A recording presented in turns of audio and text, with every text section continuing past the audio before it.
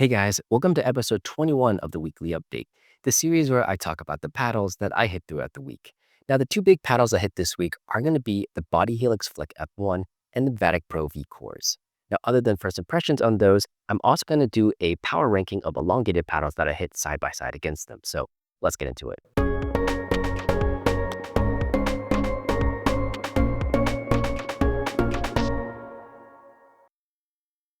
All right, starting at the bottom of the list is going to be the Pickleball Apes Harmony X. No surprise here because this is meant to be more of an all-court style paddle. Um, Now, I have heard that the more you hit this, the more this paddle is going to change. So I am going to continue to hit this paddle more. But in terms of my impressions right now, I still think it's very similar to the Pulse series. Still a really good all-court style paddle. What separates this from a Gen 2 all-court style paddle is that it's a bit more stable and denser feeling. I think it has sort of more pleasant feel off the surface, more substantial, I would say. Gen 2 all court style paddles tend to be a bit stiffer and just a bit lighter feeling. So that's why this paddle is pretty nice. Um, Not much to say on this right now. It is at the bottom of the list, but it's not a bad thing if you are looking for an all court style paddle. All right, next up on the list for power rankings is going to be the Carbon TruFoam series. The one I spent the most time with is going to be the Carbon 3, which is my favorite shape out of the three that are out right now. Um, Not much to really say about this one, mainly because I've already talked about the TruFoam series quite a bit already on this channel. I'd say it's in the all-court leaning power category. It's a bit poppier compared to the average Gen 2, though it does have a bit of a squishier feel from that foam core. But again, not much to add on to the thoughts I've already said. So next up on the list is going to be the Carbon TruFoams. All right, next up on the list is going to be another foam core one, and that's going to be the Enhanced 4.5. So I've been spending more time with the production version, and I would place this more in the all-court leaning power category above the Carbon TruFoam. So compared to the TruFoams, this does have a bit of a stiffer feel, so I do enjoy this feel better than the squishier feel I see on the TruFoams. The overall firepower is a bit higher, and I think the forgiveness is a bit higher on this as well, just because this is a thicker paddle and also just a bit heavier overall. Um, I do agree with what some people are saying that there's nothing too special about this. It's just a really solid all court leaning power paddle. Nothing like crazy in terms of the overall firepower or any like unique characteristics. It is kind of a vanilla paddle, but I still think it's a really good one. And it's just good at what it does. And I would honestly say, like, if I had to go to a tournament, this might be the paddle I would actually go with because, I just play well with it. Moving on, the next paddle is going to be the elongated C45, which is their dynasty. Now, this is my favorite out of all the C45 shapes because obviously I do like elongated paddles. It has a really nice Gen 3 feel. It's not as hollow feeling. You get a bit of does kind of have like a denser, like I would think it's a more pleasant feel compared to a Gen 3S, though the firepower isn't quite there. Now, I think once you add weight to this paddle, it does really unlock the full potential. And I also think that the overall firepower is kind of dependent on how much weight you do add and how much time you spent with the paddle, which kind of determines how much the paddle is broken in a bit. But in terms of where mine is, I would put this above the Enhanced 4.5, very close to the power category. I would say I'd probably put this at the bottom of the power category right now. This is the 14 millimeter.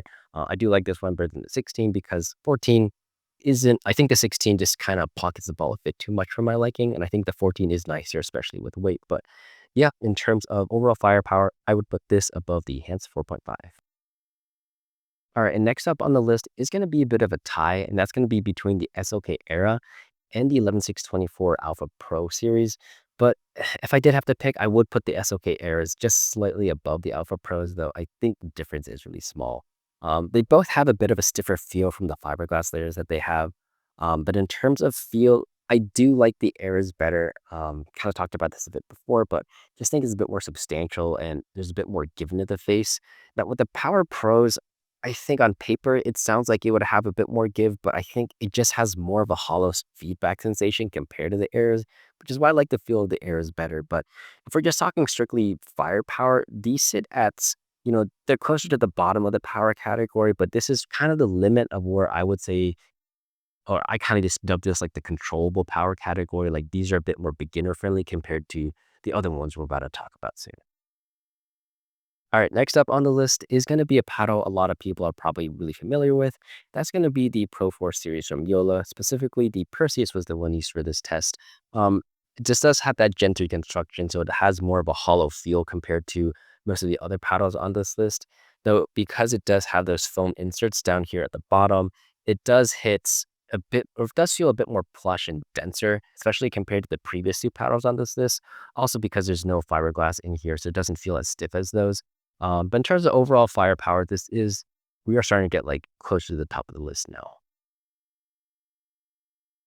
Next on the list is going to be a fun one, but this is the BodyHelix Flik F1. So this is another foam paddle. Um, Now it does have more of that foam feel that I actually think feels really nice on this. The overall firepower on this is very high. The power and pop are both at really high levels, and combined with that really pleasant foam feel makes this paddle really fun to use. I think the overall feel just feels great because it's a lot of other power paddles tend to feel stiffer or hollow, and this just doesn't have that feel. It's just feels really nice off the face. I personally just really like that foam feel it has, and combined with the overall, high firepower it has. This is one of my favorite paddles right now, but stay tuned for more thoughts on this because it will be launching soon and I'll be doing an early review on that later.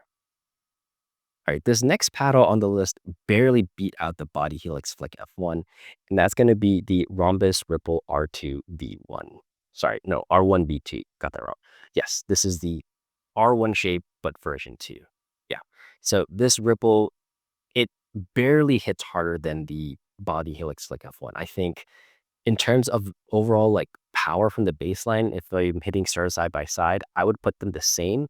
But because this does have like a stiffer and more hollow feel, the pop on this is slightly higher compared to the Flik F1, though it is really close. Like this barely edged out the Flik. Um, this one I would say is probably the most hollow feeling paddle on the list.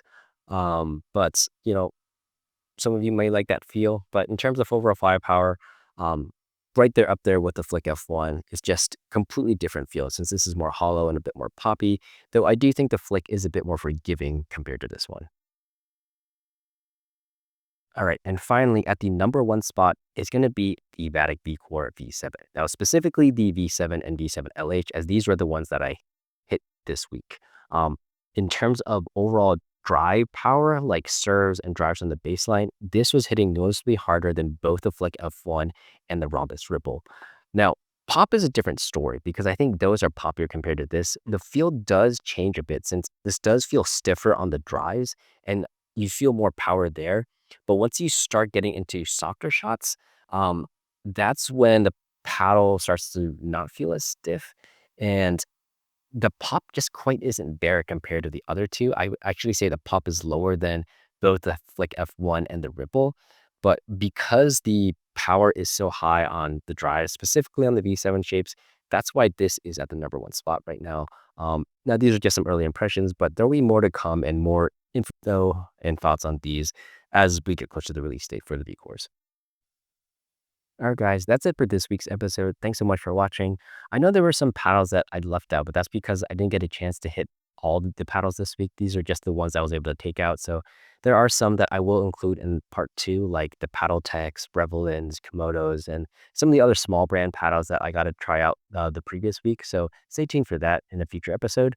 But anyways, if you do want to support this channel, I've added my links and discount codes in the video description below if you do want to pick any of these paddles up. All right, catch you guys next week.